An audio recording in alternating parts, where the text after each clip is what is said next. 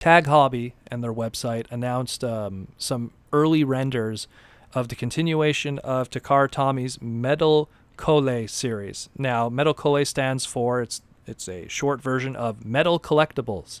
And it's a line of figures that Takara-Tomy has been doing for quite a few years now, related to a lot of their different brands. And what they are essentially is, the best way to describe it for Americans to understand is, it literally is the Japanese equivalent of titaniums, like the 3-inch series, which these are 2 to 3 inch high little metallic figures with limited articulation, which is pretty much they have a waist swivel, shoulder swivels, and a head swivel. That's it. Just like the old titaniums were, exact same thing, where it's metallic bodies. It's just a little gimmicky kind of, hey, die-cast figure thing.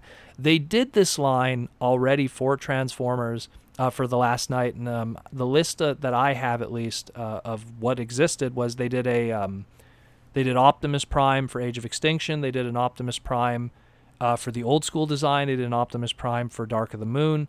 And then they did Barricade for Age of Extinction. Not for Age of Extinction, for The Last Night.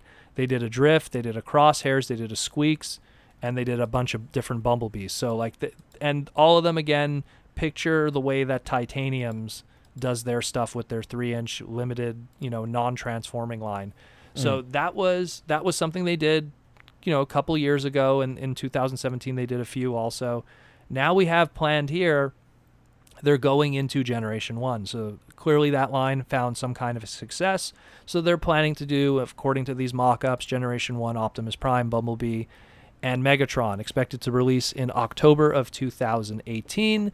And these are approximately about 1,000 yen, which is about $9, which is slightly more expensive than, let's say, the titaniums were here in America, which, if I remember correctly, were $7.99 Canadian and $6.99 American. But these are Japanese releases, so obviously, But in terms of, I've messed with these in person, and I mean, not these particular ones. Not these ones particularly, but the toys in general. The movie ones. Oh, okay. From the past, because they did a similar one that was similar to the Hot Rod too, and it was in that same vein. And I felt I pretty much messed with them at a dealer table, and I was like, and I think they were asking $15 for them. I was like, these are glorified titaniums at like double the price. But I mean, again, if you're into this stuff, and hey, more die-cast, and also there's going to be an Autobot and Decepticon faction figure, or not a figure, but like just like a pin, if you want to call it.